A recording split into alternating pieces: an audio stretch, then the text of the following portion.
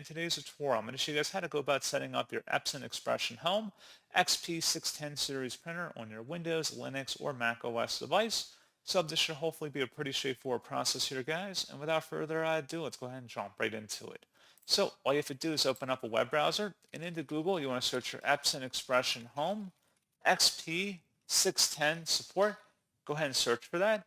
Best results come back with an Epson support page. It says Epson XP-610. Go ahead and open that up. And then on this page, you want to scroll down and click the drop down next to the operating system selection. Select your version of Windows, Mac OS, or Linux, and then select Go. And then scrolling down again, select the driver and utility combo package. Go ahead and download that item. And then once it's on your machine, you want to go open up that file to run it.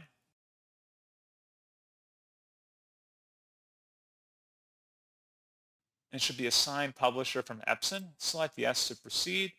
And then it should tell you once the file is done extracting that this file contains everything that you need to use your Epson XP-610. Click OK to continue. And then just proceed with the installer like you would a normal application, selecting optional features you may want to install alongside of your printer, as well as wired or wireless printing options you have the option to select. And that's pretty much it. So as always, thank you guys for watching this brief tutorial. I do hope that I was able to help you out, and I do look forward to catching you all in the next tutorial. Goodbye.